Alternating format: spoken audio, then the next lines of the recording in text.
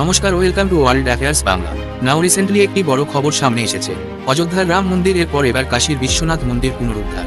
ফেব্রুয়ারির 2 তারিখ ভোর রাত 3টে নাগাদ গানবাপী মসজিদের বেসমেন্টের ভিতর শুরু হয় পুজো। টানা 31 বছর পর আবারও শুরু হয় মসজিদের নিচে ব্যাসলাতে ওখানায় এই পুজো। জেলা আদালতের নির্দেশকে হাতিয়ার করে গানবাপী মসজিদের বেসমেন্টে হয় পুজো। কাশীর গানবাপী মসজিদের বেসমেন্টে শুক্রবারের ভোররাতে শোনা গেল ঘণ্টাধ্বনি। আদালতের নির্দেশ আগেই এসেছিল। বুধবার বিকেলে বারাণসী জেলা আদালতের রায়ের পর সন্ধ্যা থেকেই গানবাপী মসজিদের সামনে করা হয়েছিল। পরে রাত গজরাতেই বারাণসীর জেলাশাসক ও পুলিশকর্তা সেখানে পৌঁছন।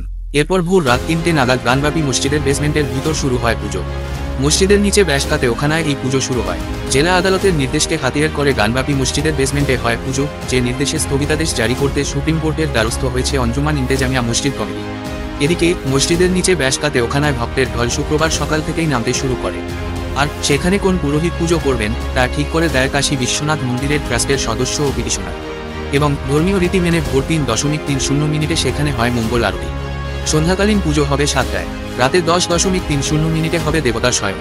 এর আগে শুক্রবার রাত 2টো নাগাদ গানবাপী মসজিদের বেসমেন্ট থেকে বেরিয়ে আসেন জেলাশাসক ও পুলিশ কমিশনার। তারা বেরিয়ে এসে জানান তারা এই পুজোর অনুমতি দিচ্ছেন, যা আগে কোর্টের নির্দেশে করা হয়েছে। পুলিশ কমিশনার জানান আদালতের নির্দেশ মেনে ওই বেসমেন্ট পর্যন্ত যাওয়ার রাস্তা তৈরি করা হয়। ব্যারিকেড সরানো ও নিরাপত্তার যাবতীয় বন্দোবস্ত করা হয়। এদিকে হিন্দুপক্ষের তরফে বিষ্ণু শঙ্কর বলছেন সেখানে অখণ্ড জ্যোতি ঝালানো হয়েছে। প্রত্যেক দেবতার সামনে প্রত্যেক দিন আরতি করা হবে। তিনি জানান মঙ্গল আরতি, ভোগ আরতি, সন্ধ্যায় সূর্যাস্তের পর আরতি, পরে শয়নের সময়ও আরতি করা হবে। এদিকে ইন্ডিয়া টুডের খবর অনুযায়ী সুপ্রিম কোর্টে এই মামলার জরুরিকালীন আবেদন করে মুসলিম পক্ষ। তারা বারাণসী কোর্টের নির্দেশে স্থগিতাদেশের আর্জি জানাচ্ছে।